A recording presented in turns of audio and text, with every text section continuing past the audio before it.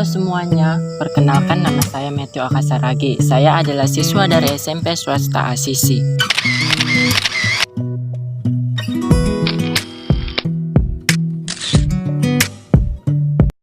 Di sini saya akan menceritakan bagaimana perjalanan hidup seorang Fransiskus.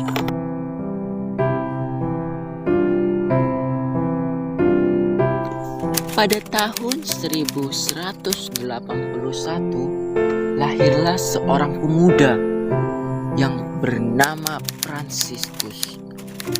Teman-teman sekalian pasti sudah tahu siapa itu Fransiskus.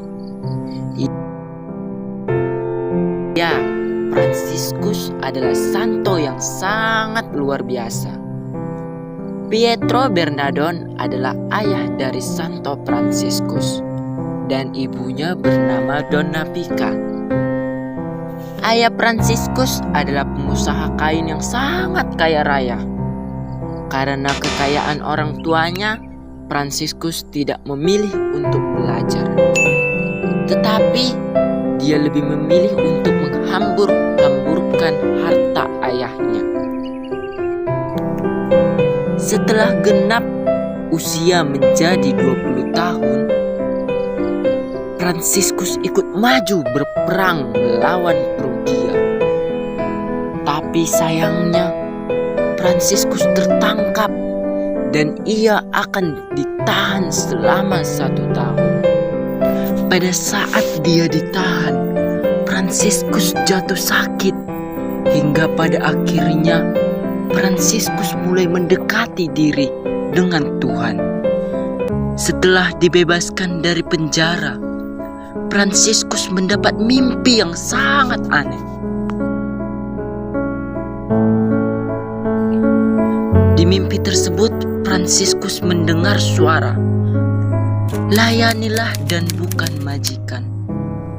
Setelah itu, Fransiskus lebih memilih hidup miskin. Ia pergi ke Roma, menukarkan bajunya dengan seorang pengemis. Lalu yang dilakukan Fransiskus seharian adalah mengemis. Lalu hasil dari kerja kerasnya dia masukkan ke dalam kotak persembahan untuk orang miskin. Lalu ia pun pergi pulang tanpa uang di sakunya. Suatu hari ketika sedang berdoa di Santo Damiano, Fransiskus mendengar suara Tuhan yang berkata,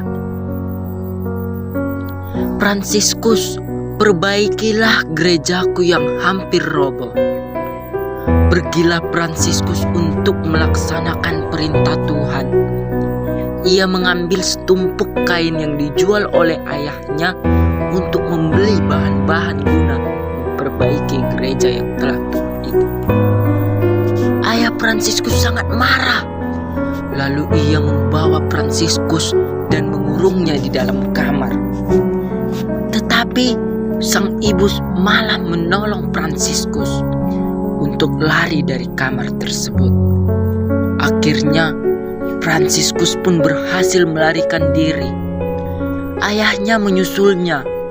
Lalu ayahnya berkata, "Jika kamu tidak ikut bersamaku, aku tidak akan memberikan sepeser pun harta milikku kepadamu, Fransiskus. Dan aku tidak akan pernah menganggap kamu sebagai anakku." Pun melepaskan baju miliknya dan menyerahkannya kepada ayahnya. Pada saat itulah Fransiskus mulai mengunjungi rumah sakit, melayani orang sakit, berkhotbah di jalan-jalan, dan dia pun sudah memandang orang baik laki-laki maupun perempuan. Hingga pada tahun 1209, ia memperoleh restu untuk mendirikan Ordo Fransiskus. Hal-hal unik yang terjadi pada Fransiskus yang pertama adalah ketika Fransiskus berkhotbah dengan burung-burung. Yang kedua, ketika Fransiskus menjinakkan seekor serigala yang sempat meneror masyarakat.